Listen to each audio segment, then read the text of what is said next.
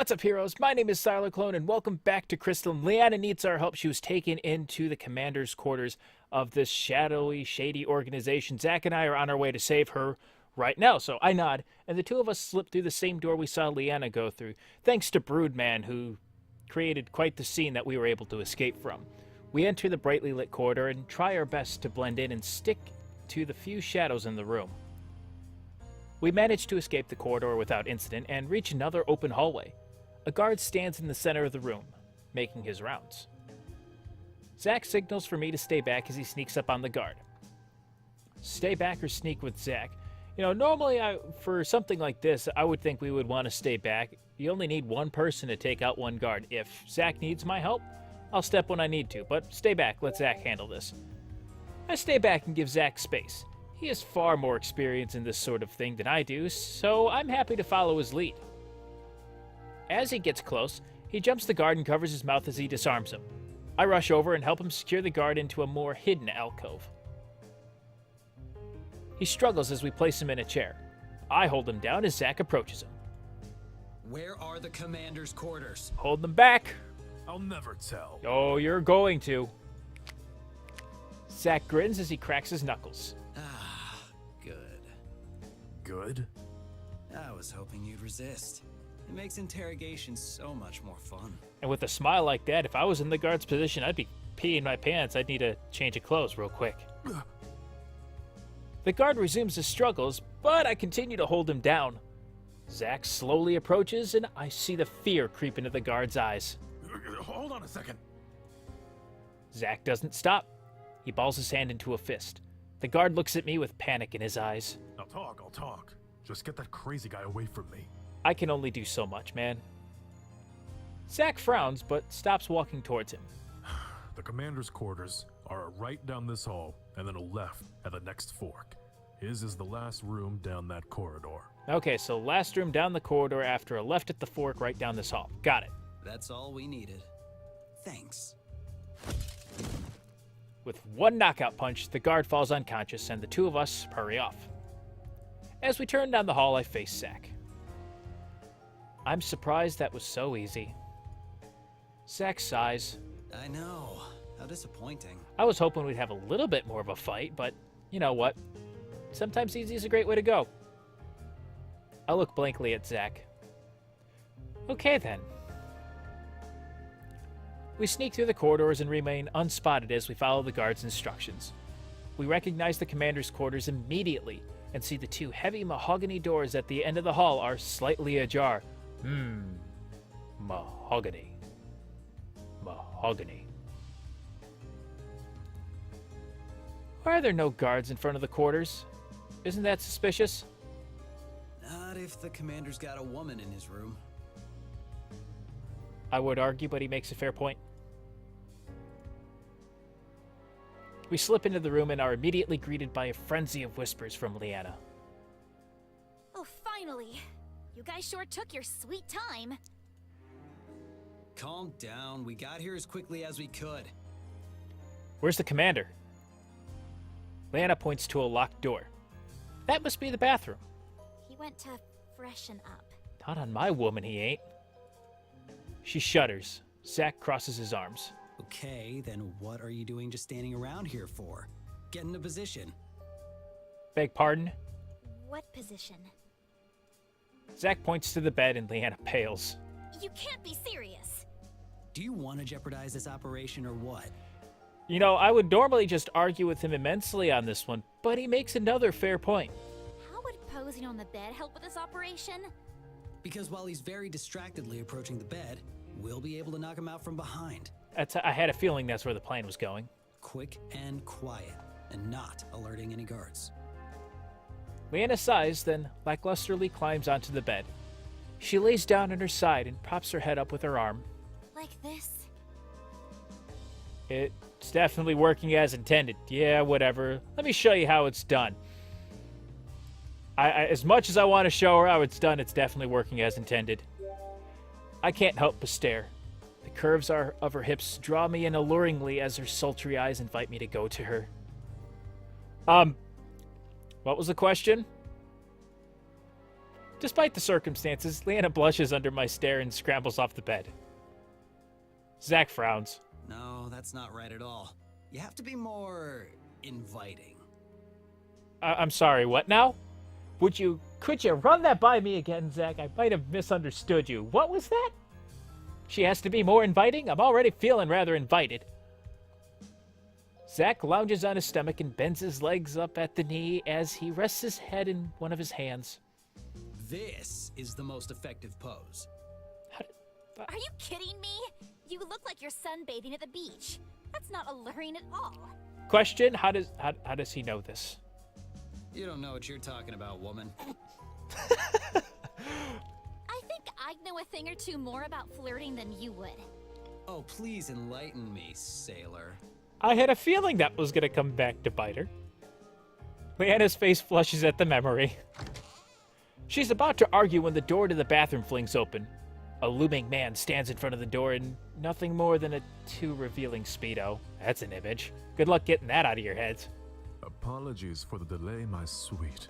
I wanted to make sure that I was in. He freezes when he sees Zack on the bed, and for a moment, nobody moves. All right, before we begin fighting, I have a really important question. Zack mimics Leanna's original pose. Is this attractive? The commander's face turns red with rage. No! Thank you, that's exactly what I said. Okay, that wasn't really an important question, but let's begin the fighting. Well, it would have been attractive if I were doing it. She's not wrong. I'd agree to that if anyone cares about my opinion. The commander roars out in anger. Zack rolls off the bed and withdraws his discharges in one smooth motion as Leanna's manipulator glows. I pull out my sword and ready a fighting stance. The commander glares at us. Do you really think that a bunch of amateurs can take out someone as powerful as I? You fools will regret ever crossing paths with a Shadow General. He raises his arms and readies a stance. Then his face falls as he realizes he's naked. Oh, shit.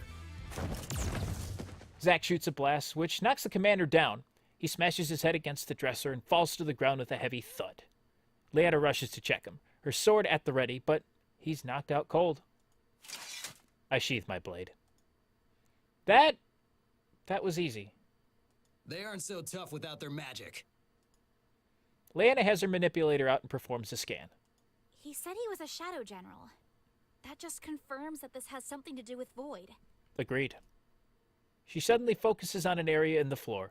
Prying up the floorboard, we find a large bag filled with dark spheres. Tainted spheres.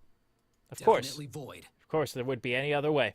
We can't leave the spheres here. We have to take them. We'll be too conspicuous lugging this bag around. But it would be even more dangerous to leave them here for them to use. Also, what should we do with this Shadow General? Just leave him here? Zack shrugs. I know that music. I know who this is. Alright, let's see where this goes. Suddenly, the window crashes open. We ready ourselves for another battle, but we recognize the figure as Broodman. He dusts himself off and heads straight for the commander. Finally, we meet again. Broodman doesn't seem to notice we're there as he continues addressing the commander. For all these years, I have slowly unraveled everything you've worked so hard to build. I have been that splinter that you just can't pull out. And now I am here to finish what I have started. For I am Broodman. You killed my brother. Prepare to die. He frowns as the commander doesn't react. And even now, you won't give me the decency of even acknowledging my presence. He moves in to kick the commander when we stop him. Hey, wait! He's unconscious! I'm all for kicking the man again because he's a Shadow General, but not while he's out cold. Broodman pauses. Ah, yes, of course. He was so intimidated by my speech that he passed out in fear. No. That's not what... Broodman strides to the commander and, seemingly without effort, hauls him over his shoulder. Don't worry, I'll take it from here. He launches the commander out of the newly opened window. What the hell? We're on the second floor. Oh, We rush through the window. A fall from the second level may not be fatal, but it could still break a few bones. Luckily, the commander landed on a bush and looks unscathed. Broodman crosses his arms triumphantly. all according to plan, my friends. Whatever you say, Broodman. I prefer Batman. He climbs back through the window and lands on his feet beside the commander, and then takes him away into the night. Ladies and gentlemen, Broodman. That was Broodman. Let me know what you thought about Broodman in the comments down below. Personally, I think he was kind of hilarious. A little bit of a comic relief. You're expecting this big epic character because it's obviously based off of Batman. Duh. But then it turns out just to kind of be a goofy comic relief. I quite enjoyed it. Well done, PixelFade. Well done. Get a nice 9 out of 10 from me. Not a 10 out of 10, but a 9 out of 10. Still doing good. We pause as we let all of that sink in. We should get out of here before we attract too much attention. That's a good plan. Let's leave. Leanna nods. She carries the bag of tainted spheres as naturally as she can and pushes open the doors. There are 2 guards now stationed in front of the commander's quarters, and they give us questioning looks as the 3 of us slip out, careful to close the doors behind us. Where is the commander? Please don't disturb him. He's all tuckered out from our certain activities. She winks. The guard clears his throat uncomfortably. Right, I understand. The second guard looks suspiciously at Zack and me. Hold on. What about you two? Oh, don't worry. We took part in those activities too. I wink and tried to hold back my laughter at their horrified expressions. Would you like us to elaborate? Zack and I can go into detail on this matter. Nope, not necessary. You may go. Thank you. Zack grins as the 3 of us waltz out of the corridor. Because the commander had made it clear what his intentions were with Leanna, we had no trouble with any of the other guards milling about and were able to exit the mansion unquestioned. Once we were safely outside, we raced back to the inn. Bursting through the doors, we very urgently scoop up Amy and Kara. Greetings upon your safe return. I assume your endeavors were successful. Yes. Now grab your shit. We gotta go like yesterday. Yep, everything's great, but we should really be getting a move on now. We'll fill you in on the details later. Amelia looks surprised, but Kara notices the bag Leanna carries and urges Amy. Sounds good. We've been itching to get out of here anyway. Come on, Amy. Let's go grab our things and head out. The sooner we're out of here, the closer we'll be to Elendale. Yes, Elendale. Let's chit-chat. Let's go. Amy shrugs and follows Kara upstairs to grab their things. Once they return downstairs, all of us depart the inn and make our way out of the city gates of Wolf's Den. Once we're on the road, Leanna and I fill the rest of the team in on what happened. After traveling as swiftly as we can for the rest of the evening, we decide to make camp. We choose a secluded area off of the main road and set to work. Leanna and I split up to search for firewood while Zack and Kara prepare our rations. Amy unrolls her sleeping pack and lights the campfire. The Pongo cuddles beside her and watches the dancing flames. Once the food is ready, all of us gather around and begin to eat in silence. Kara playfully breaks the silence. Foiling another void operation. Seems like just another day in the life now. Welcome to the group. Actually, now that you mention it, we've seen a lot of void presence lately. Weren't they supposed to have been disbanded and outlawed? Why are they everywhere? Unless every single person who believes in Void's ideals and goals are gone, it's impossible to fully get rid of Void. They've always been around, even after the Tree of Assyria. They're just more secretive about it now. It's just, you won't find them unless you know where to look. And we just seem to have the best luck of finding them. Amelia thinks. If what you say about Void and its operations are true, then the most logical course of action would be alert the Mage Guild or Academy of their whereabouts. They're probably already aware of Void activities and have missions to monitor or take care of things. It's true that the Mage Guild is involved with a lot of suspicious reports of magical activities. I'm sure many of them have some connection to Void. which the guild would keep secret so as not to entice widespread panic. That's smart. That makes sense. A resourceful organization like that would have some serious flaws in its intelligence if they were completely blindsided by all of this. Amy nods. What has been said seems sensible. I'm glad you see to reason and logic. Zack points to the bag of spheres. What are we gonna do with those? Someone will probably come looking for them. And then we can fight. I like this plan. Leanna moves towards the bag. We'll turn them into the Mage Guild of the next city, and let them know what happened. She tries to secure the bag when a blue little head pops up. Poi! The Pongo dives back into the sea of spheres, and we hear contented sighs of "Poi." Pongo, what are you doing in there? She reaches straight into the bag and pulls him out, much to the Pongo's dismay. Poi! Poi! Got my dismay and poise mixed up there. Whew. He struggles against her grip, but she grabs him firmly. If a Pongo absorbs the tainted sphere, will the Pongo become tainted too? Amy shakes her head. No. The way a sphere becomes tainted is by becoming supersaturated with energy, thus becoming unstable. Ah. A Pongo's absorption of the energy is to turn said energy into fuel. He is unaffected by the type of energy absorbed. Kara looks intrigued. She scoots closer to the Pongo and tickles him. He giggles. Huh. I never knew that. If that's the case, why aren't Pongos used against Void? Send them into Void establishments to absorb the tainted spheres. Absorbing spheres doesn't happen overnight. And when a Pongo is full, he'll stop absorbing energy. Just like how we can't eat anymore after we finished a meal. Perhaps in a span of a couple of months, a Pongo could remove all energy within a tainted sphere. Exactly. The process is just too slow to be effective during a battle. Okay, that makes sense. The Pongo manages to wiggle out of Leanna's grasp and plops down beside me. He stares longingly at the bag, but makes no move to return. We finish up eating and begin to clean up. Afterwards, I stifle a yawn. The stars shine pinpoints of light amidst the black sky, and their comforting glow makes me even sleepier. We've had a long day. As the rest of the group also gets ready for bed, I crawl into my bedroll and close my eyes. The night is still, and gradually I can hear the soft breathing of my friends as they each drift to sleep. A gentle shuffling noise has me blink open my eyes.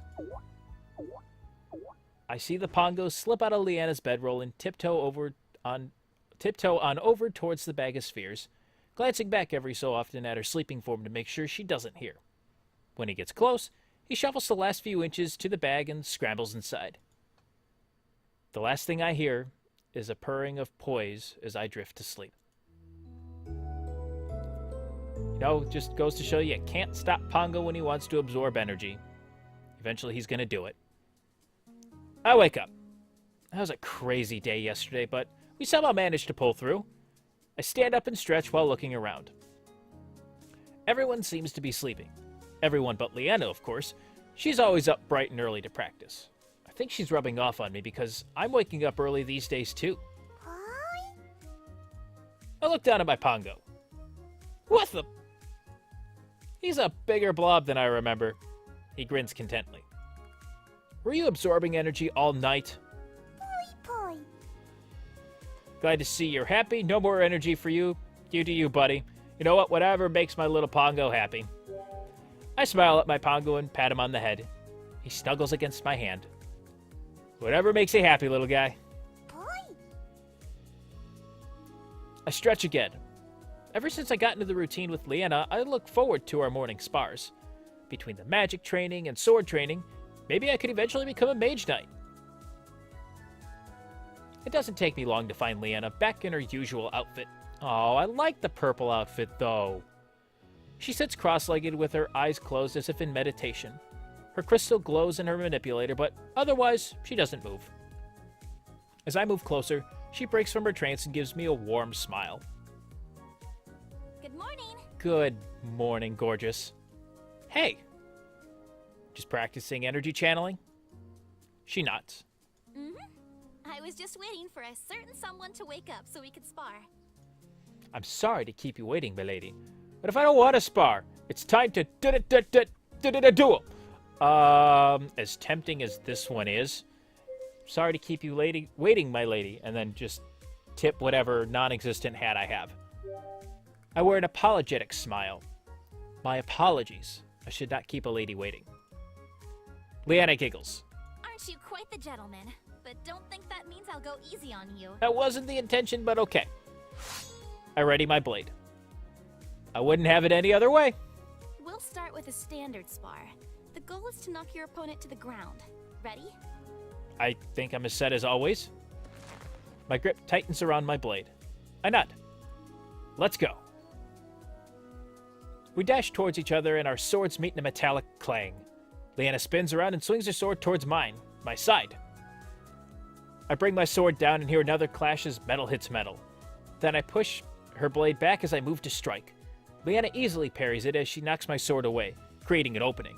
I manage to dodge her strike just in time. She ducks low to avoid my retaliating blow and thrusts her sword again.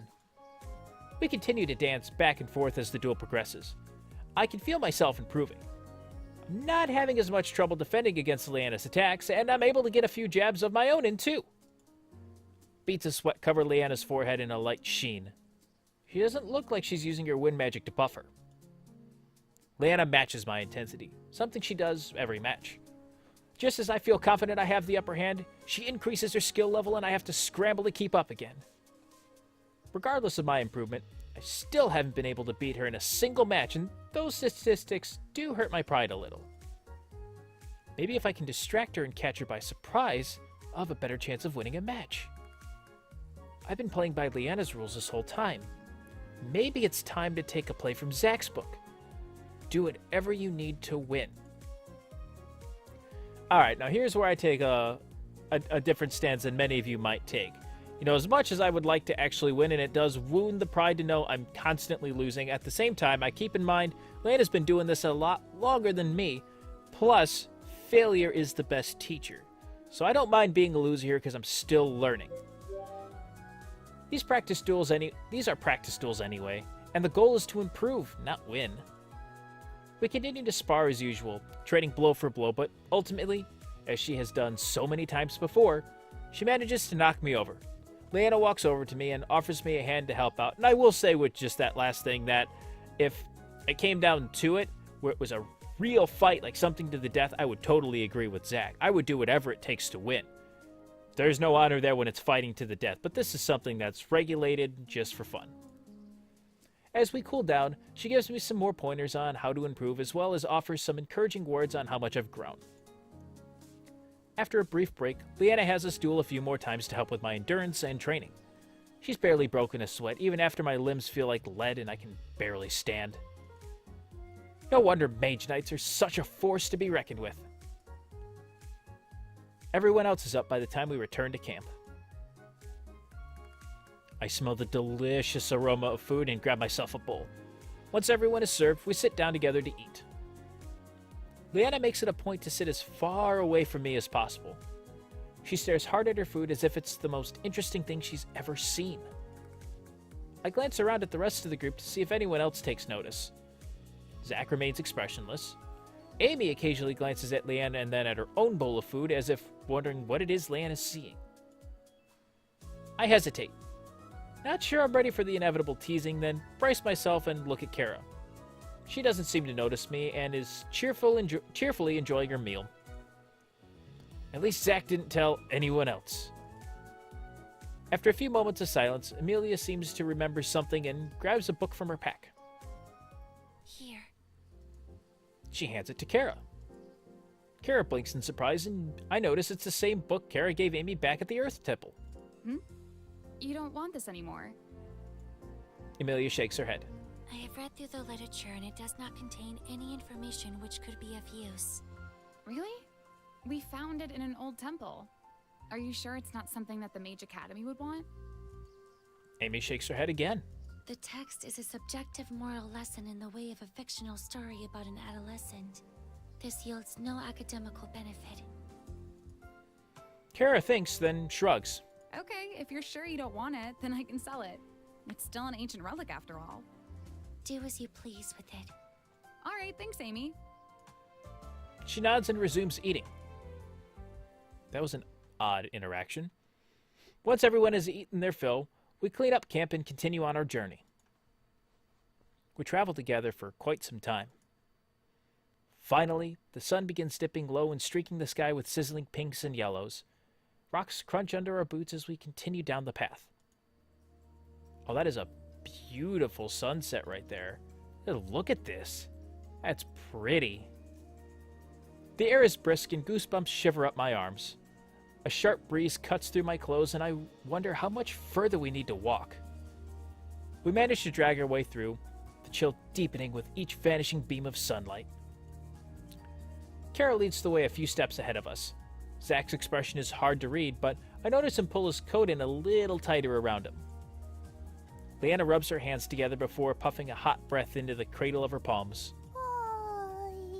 I know, dude, I'm cold too. The Pongo nuzzles against my neck and disappears into my scarf. He's even colder than usual, making me shiver again.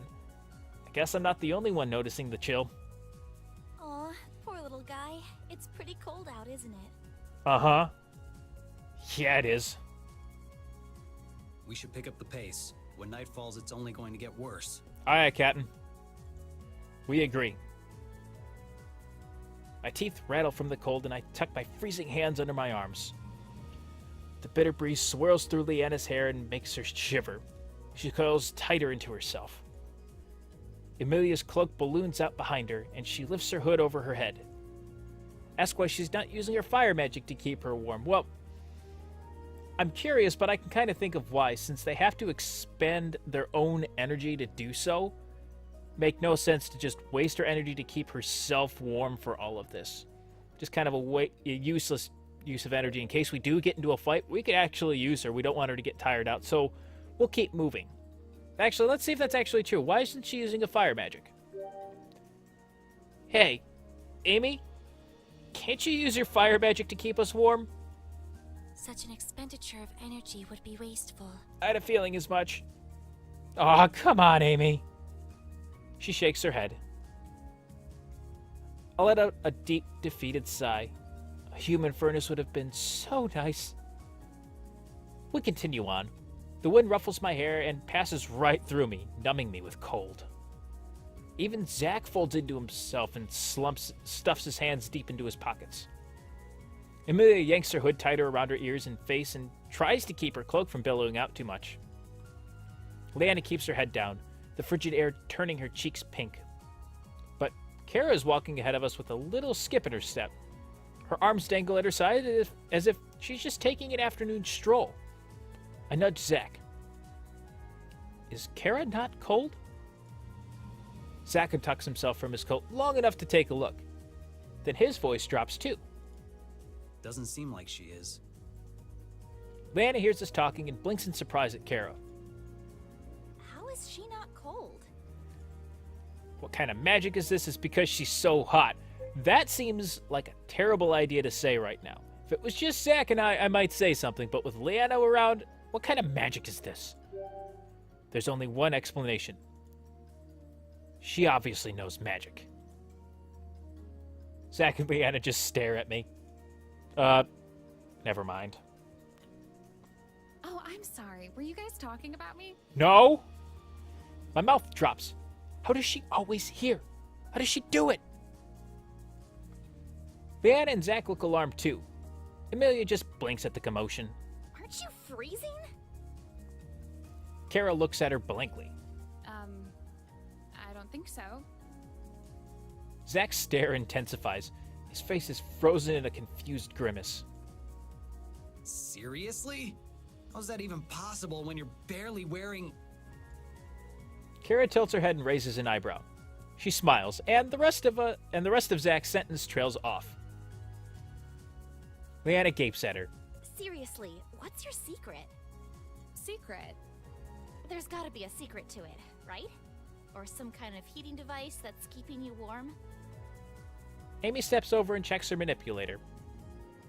She does not seem to be using any magical assistance to keep warm. Oh, there goes my idea. Kara laughs. Are you guys a little chilly or something?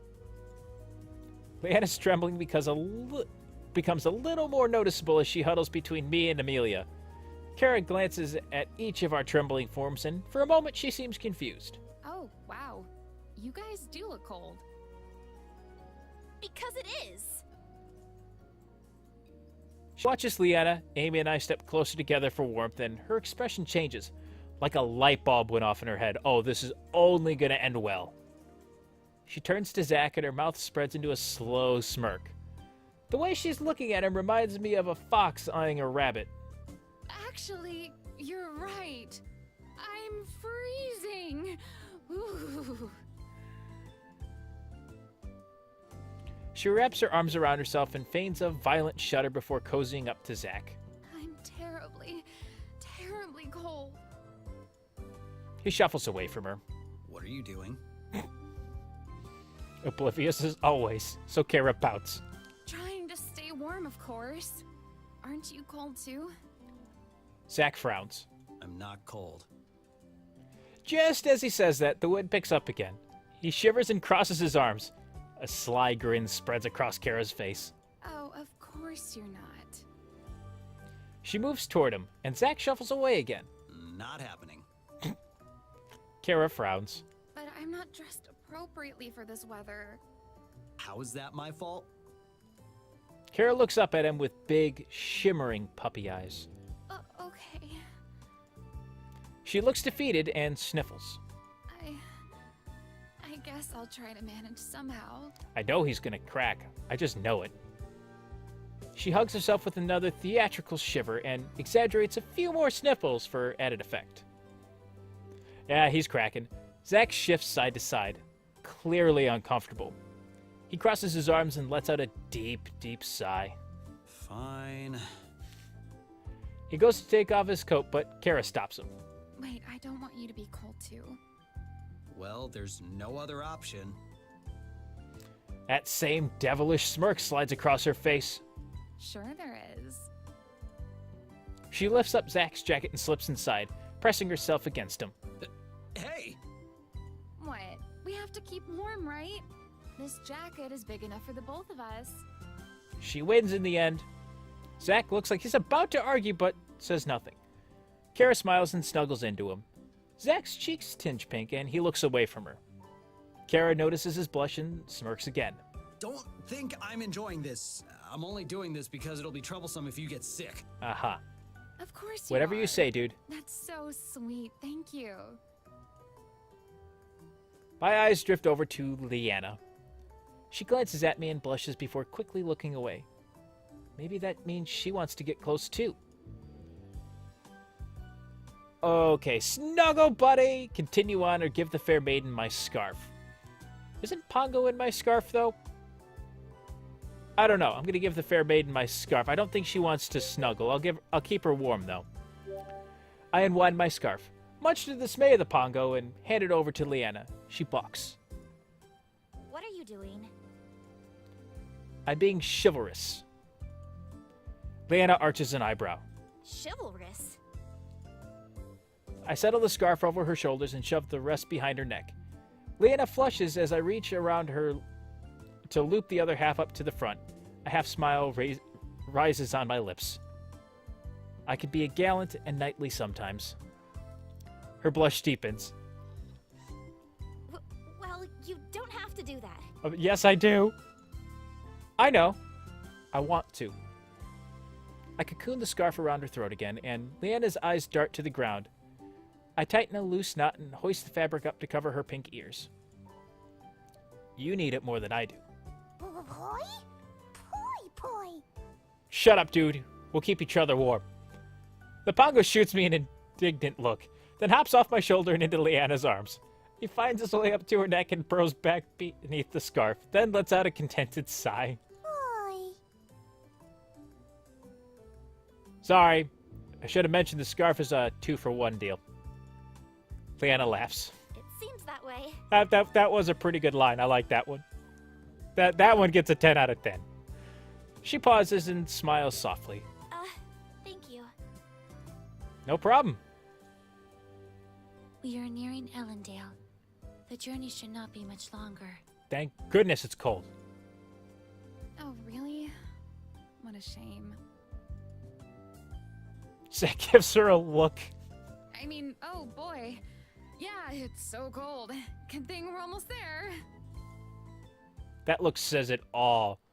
Zack and Kara quicken their pace, and we follow them for the rest of the journey. We travel for a few days. It seems to get colder and colder the more we travel, but we somehow manage. On one afternoon, we finally arrive in Elendale. The city of green. This is gorgeous. Although there's still a present chill in the air, the sun's bright rays warm us as it glints off the impressive buildings. The people here are well dressed and pay no attention to us. They must be used to seeing those from out of town. As we venture further into town, I notice lots of people heading towards the center of the square and into a large structure. What do you guys think that building is over there? Amy glances at where I point and brightens up. That is exactly where we need to be headed. She speeds up, looking pleased. It's not often she gets excited. It seems like everyone else needs to be there too. Is there an event going on? What exactly is in there? Got me beat. But Amy is already out of earshot. We pick up the pace to keep up. When we enter, I'm blown away by the sheer magnitude of the place. The main doors open into a hallway which splits off into adjoining wings. One wing is labeled the library. There's a conservatory and a cultural center too. The conservatory doesn't allow visitors, but the cultural center seems to be hosting some sort of exhibition, and that is where the crowd of people are filtering into. Leanna breathes out in wonder as she takes in the hall. Kara cranes her neck to get a better look into the library while Zack watches the crowd. Amy turns towards us. The library in Elendale is renowned for its collection of rare tomes. It is the largest library in Havengard. Ah, so the library is the place to be today. Since we are already aware of the Wind Temple in this vicinity, I hope that by cross-referencing the books in the library with the notes from Elderissim, I will be able to narrow down the exact location. And that's why you're along, because she's the brains of the operation. Leanna nods. Good idea. Do you need any help? Amy shakes her head. I am confident I will discover the information we need sooner rather than later. Kara grins. You don't have to tell me twice. I've got some business of my own I'd like to take care of while we're here. Zack narrows his eyes. What kind of business? Kara smiles sweetly. I had no idea you took such an interest in me. He crosses his arms. I just want to make sure you aren't getting into trouble. That doesn't sound like me. All right, why don't we all take some time to relax and explore Elendale, and meet back up here afterwards? I like that plan. It's a very good plan. I like it. Everyone agrees and goes their separate ways. To my surprise, Kara follows Amy into the library. Zack and Leanna both move towards the exhibitions and seem surprised by each other's choices. I take a closer look at the exhibition and see two signs. I guess the reason there are so many people here is because there are two exhibitions going on at once. One is on the illusions of the mind, and the other is about the heroes of Asaria. Leanna and Zack both walk towards the exhibition on illusions. Let's see, check out the exhibition with Leanna and Zack, see what Kara's up to, visit the exhibit on the heroes of Asaria. I'm gonna go with the two of them. That sounds like fun. Illusions of the Mind sounds like it can be interesting. Some of them are really clever. I enter the exhibit and catch up with Leanna and Zack. Hey guys! Zack nods. Hey! I didn't know you liked illusions of the mind. What can I say? I like something that stimulates me mentally. It can be fun. Leanna smiles and nods. The room is filled with different paintings and sculptures. People mill around each piece, squinting in concentration and quietly discussing. We decide to start at one end of the room and work our way down. The first piece is one I'm very familiar with. It's a 2D printing of colored spirals. Leanna gasps. It looks like it's moving. Zack nods in agreement. We move on to the next one. It's a drawing of an elephant, but something seems off. Both Leanna and Zack squint at it. It's missing a leg. Yeah. Zack leans closer. Wait. No, it isn't. Leanna counts. Only 4 legs, but there looks like there should be more. This is confusing. We murmur in agreement as we move on. As we study the next image, my face turns bright red. Is that a naked woman? Dancing figures. Leanna nods. Really? That's what you see? The two of them give me strange glances. Yes. What are you seeing? Pretend to see what they see. You know, if this is something, if we're talking about illusions of the mind, let's go with it and see where it goes. A woman. They blink. Of the less than clothed variety. Leanna's cheeks turn pink as she studies the image. What? Really? How? Look! It's so obvious! She squints. I don't see. Leanna's eyes widen. Maybe we should move on. She sees it now, too. Her cheeks are flushed as she hurries on to the next image. I bet she finally saw it. We pass a few more images, and both Zack and Leanna are in agreement of what they see in each one. They spotted an old man in the old man or a woman image, and they saw the swan in the rabbit or the swan image. Or they saw the swan in the rabbit or swan image. Every time they'd agree, they'd grin at each other, and sometimes they'd even share a glance as if they were in on a secret no one else knew. It's a bit uncanny how in sync they are with each other right now. I've never seen them get along so well before, or Zack smiles so much at once. As we pause at the next illusion, a man ponders the image thoughtfully. He wears a black robe with gold stripes, and a mess of blonde hair sits atop his head. His blue eyes squint intently at the image as he ponders the illusion. All of these images hold so much meaning.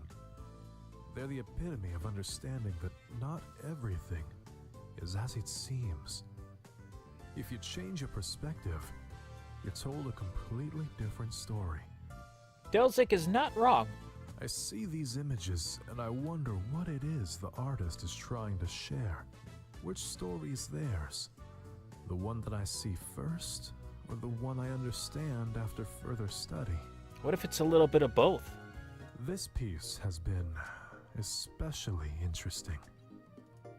He turns to us. Tell me, what do you see in this picture? Leanna and Zack share a knowing look and grin. It's obvious. Yep. They answer simultaneously. This is weird. Faces. Vases. The two of them freeze, their eyes wide in shock. You meant to say faces, right? No. They're clearly vases. No, they're faces. Unless faces look like vases to you, you're very wrong. Leanna shakes her head. How could you have been so right about all the others and so wrong about this one? Actually, in that last illusion, I didn't see a swan. I saw a rabbit! Why are you two fighting? Leanna gasps. I trusted you. I thought that was the only time. But I see now that you've been wrong this whole time. What is going on? You're the one who's wrong. No. There's no need to... Leanna and Zack glare at him. Not now. Leanna suddenly rests her gaze on me. What do you see? Happy waifu, happy laifu, I see faces. Sister before misters, I see faces. Bros before hoes, I see faces. Happy waifu, happy laifu, I see faces. I know which image they're talking about, and the first time I saw it, I saw faces first myself. I see faces too. Leanna grins smugly. Ha! Zack shakes his head. You two are perfect for each other. You have equally bad taste. Leanna and I react at the same time. Perfect for each other? Bad taste? She looks at me. I mean, bad taste? Wait, what did you say? I saw faces? Her smug grin returns and she spins back to Zack. That's right. See? They're faces. Whew, dodged a bullet on that one. Zack sighs. You're free to believe what you want. even if it's wrong. She ignores his last comment, content with her win. The philosopher chimes in before the two of them can continue bickering. Have you considered the possibility that you're both right? They are both right, but... Leanna and Zack stop arguing and look at him. This illusion tells two independent stories, intertwined in a single piece of art. The precision, the illusion, wrapped in perfect symmetry. To understand another perspective instead of being rigid in one's own perception, that is the true intention. I want whatever this guy's on. Leanna and Zack nod slowly, as if fully understanding and taking in what he said. Calm and pensive, they face each other again. I guess it's possible that they're vases. I'm glad your eyes are finally working. What? You jerk! You're supposed to say you see faces! Why would I agree with something wrong? Their arguments resume, and I sigh deeply. Not this again. My gaze wanders the room, and I glance wistfully at all the other illusions, wishing we could move on. Hey guys, let's move on. They don't hear me. Guys? Again, the two of them are too wrapped up in their argument to hear me. It seems like this is going to take a while. I guess I'll finish this exhibit on my own and check back in with them later. Unnoticed, I slip away from the group and finish up the tour, and I will end the episode here. Quite the day. We'll check on what Kara's doing as well as exploring the rest of Elendale in the next episode. As always, feel free to check out the PixelFade website, their Patreon, and the Steam page for Crystalline as well. I'll leave the links to those in the description down below. And I'm sure they would appreciate any and all support, even just checking it out, because their stuff has been super cool. And I will see all you heroes in the next video. Thanks so much for watching. May the Force be with you, and have a great rest of your day. Take care.